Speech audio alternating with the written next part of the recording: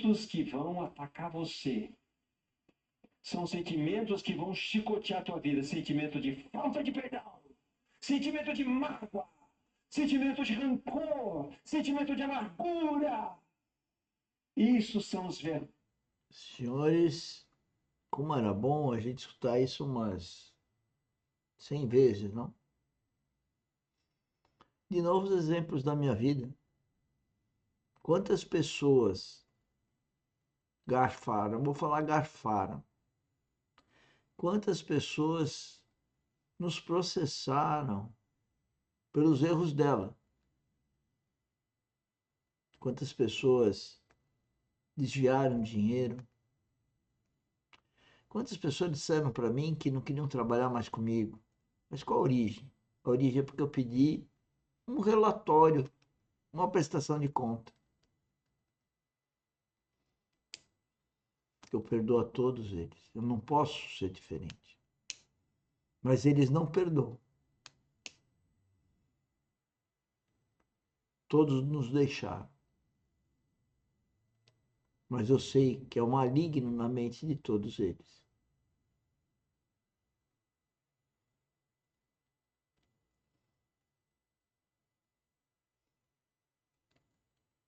O Filho de Deus perdoa. Quem não é filho de Deus massacra e acaba sendo vítima do... Vítima não, né? Do verdugo aí. Ódio, raiva, fúria, chantagem. É a falta de Cristo. É a falta do Espírito Santo. Está aí o preletor falando.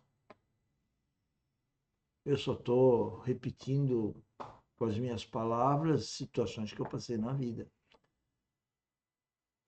Eu tenho dó, eu tenho compaixão dessas pessoas que fizeram isso e não se arrependem. Não se arrependem. Atos 3,19.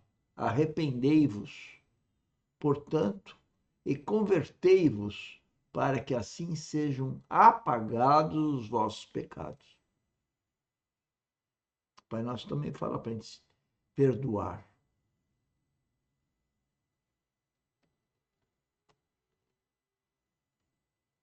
Geralmente quem não perdoa ataca. E o dinheiro é uma das situações mais eminentes onde as pessoas fazem bobagem. Tinha pessoas que pagavam, mas pagavam coisa errada. Também, mas não pediram perdão. Nem falando, ó, você devia ter pagado 10, você pagou 20. A pessoa não se acha culpada.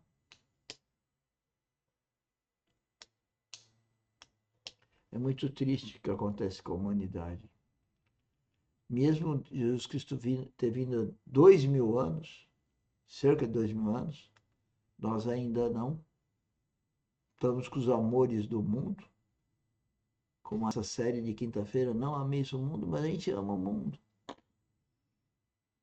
E não ama aquele que deu a vida por nós. Aquele que não é um qualquer, é Deus Filho, deu a vida por nós. Para nós vivermos, para nós darmos a vida para Ele. Por isso que é morrer para o mundo. Que eu vou dar minha vida para Cristo. Vou dar, não, já dei. Vamos ouvir.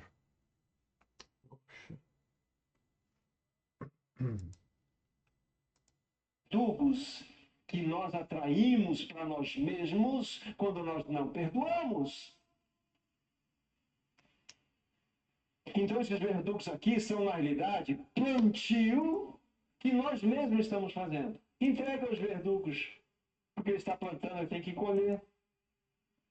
Ele não sairá dali até que pague o último centavo. Essa dívida aqui é interessante. É por isso que essa segunda parte está aqui na minha maneira de ver. Quando ele falou para o Senhor, tenha paciência comigo e eu tudo te pagarei. não estava muito bem, ainda que o Senhor demonstrou amor por ele e o perdoou. Mas sabe por que ele cobrou aquele conservo daquela forma? Porque ele não conheceu verdadeiramente o amor. Porque quando nós conhecemos aquele que nos amou e nos perdoou 10.000 talentos, o que vai acontecer? Nós vamos perdoar. Porque não há pecado maior do que o nosso que foi perdoado diante do Senhor.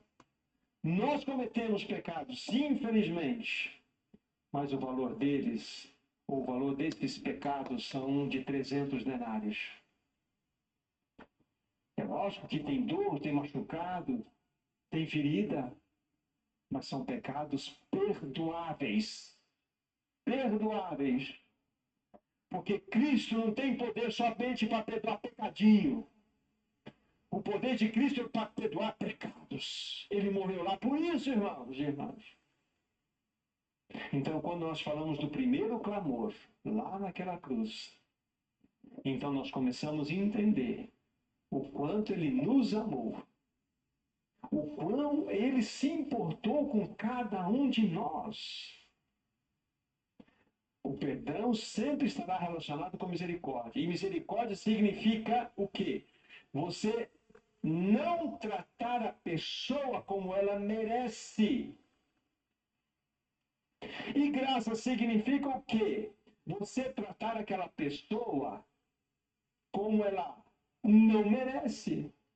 Ela merecia o juízo, mas ela não será julgada. Isso é misericórdia. Ela não merecia a graça, ela ganhará a graça. Isto é o amor dele revelado na cruz.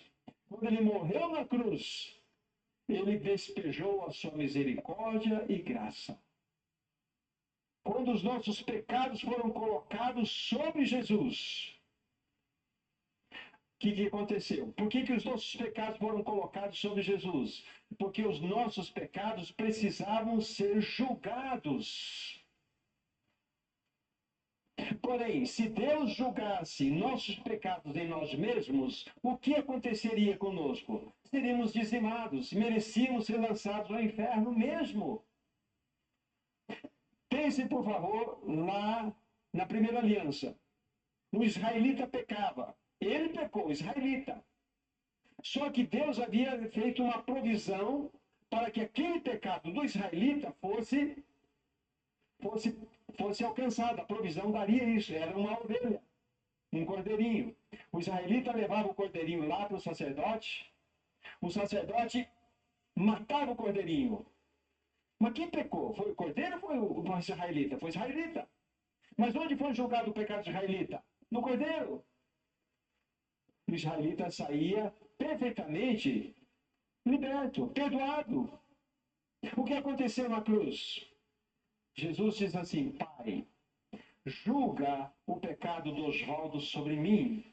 Julga o pecado do Edgar sobre mim. Julga o pecado do Luiz sobre mim. Julga o meu pecado.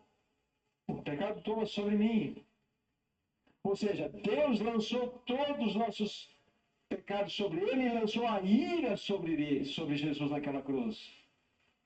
E isso que aconteceu lá. Ele se tornou pecado por nós naquela cruz. Pecado. Não é maravilhoso isso? Isso não é amor? Isso é amor. Não ameis o mundo. Senhor, eu preciso, pelo teu Espírito, ser despertado por um amor profundo por ti. Mas, Senhor, pelo mesmo Espírito, abra o meu entendimento para que eu veja o quanto fui amado por ti. Entende por que nós temos que falar dos clamores? Que na medida em que nós tocamos nesse assunto, nós vamos vendo o quão fomos amados. Irmãos, o perdão é uma das coisas mais lindas e belas que o Senhor deixou para nós.